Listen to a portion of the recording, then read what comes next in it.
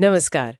आज हम एक बहुत ही खास आध्यात्मिक स्रोत पर बात करने वाले हैं। जी। ये है 3/06/2025 की मुरली और इसमें जो मुख्य बात है वो है कर्मातीत अवस्था। हाँ, कर्मातीत अवस्था मतलब कर्मों के बंधन से आगे जाना। बिल्कुल।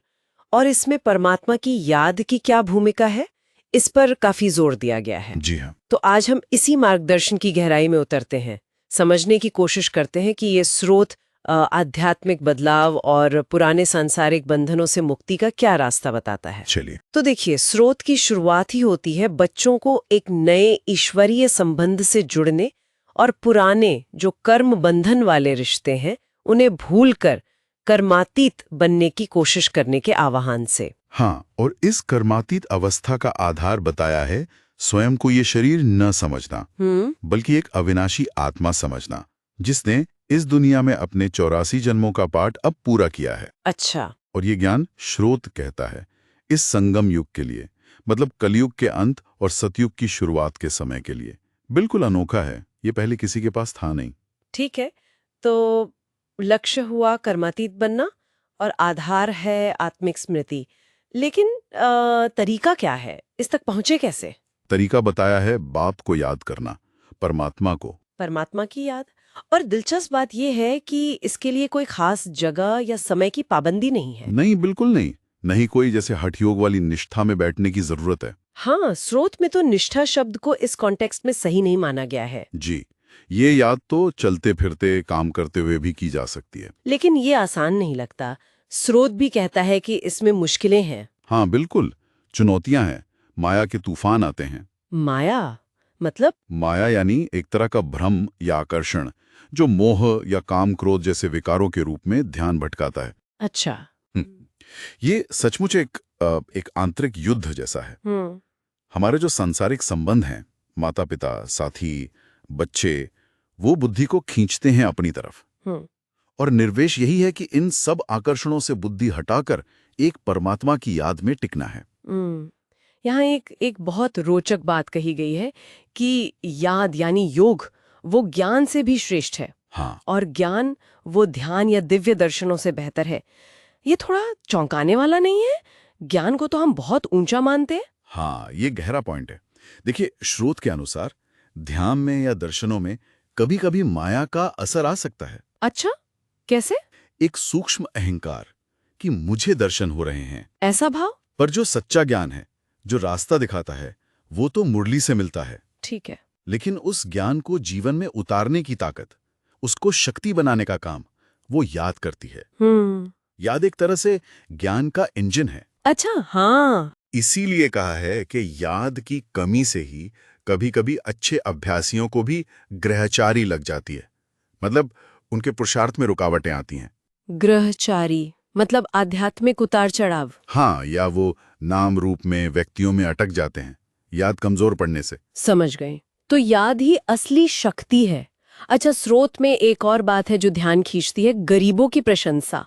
वाह गरीबी वाह, ऐसा कहा गया है। इसका क्या मतलब है? ये दिलचस्प है।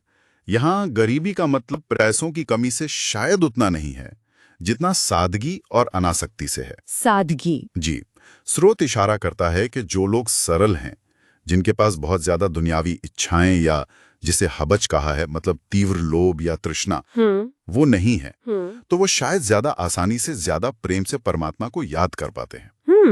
उनका मन कम भटकता है। अच्छा। यहाँ तक कि अनपढ़ लोगों का भी जिक्र है कि उन्हें दुनिया की पढ़ी लिखी बातें भूलने की वो एक्स्ट्रा मेहनत नहीं करनी पड़ती, तो शायद नए ज्ञान को जल्दी अपना लेते हैं। ये तो हुई व्यवहारिक जीवन की बात। खासकर जो लोग गृहस्थ में हैं, उनके लिए क्या मार्गदर्शन है? क्योंकि एक तरफ जिम्मेदारियां हैं, दूसरी तरफ इन सब से डिटैच्ड रहने की बात। बिल्कुल, और ये एक बड़ा सवाल है।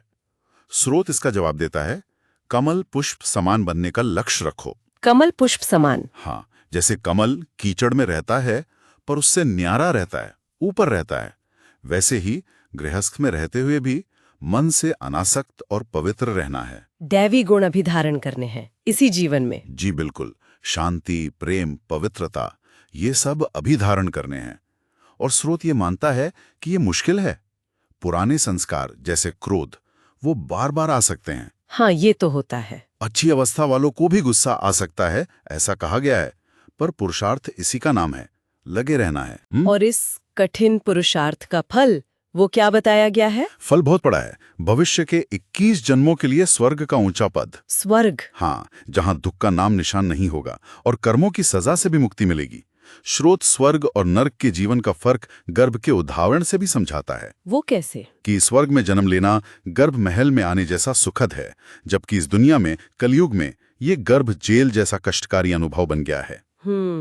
तो कर्म करते हुए याद कैसे बनी रहे, ये बैलेंस कैसे बने? मुख्य सिद्धांत है हाथ काम में लगे रहें पर मन परमात्मा की याद में रहे। हाथ का तरफ दिल यार तरफ? बिल्कुल।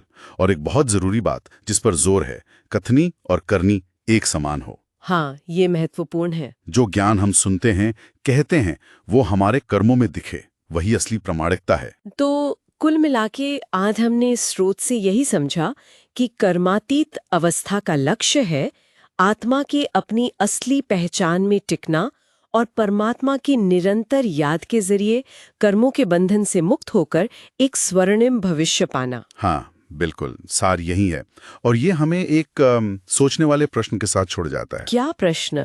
कि अगर हम, जैसा स्रोत इशारा कर रहा है, खुद को और दूसरों को इन अस्थायी भूमिकाओं और रिश्तों से परे देखें, एक शाश्वत आत्मा के रूप में देखने का अभ्यास करें, तो भले हम इस खास आध्यात्मिक रास्ते पर हों या ना हों, तो ये नजरिया हमारे रोजमर्रा के व्यवहार को, हमारी प्रतिक्रियाओं को, हमारे आपसी रिश्तों को कितना और कैसे बदल सकता है। हाँ, ये वाकई सोचने वाली बात है।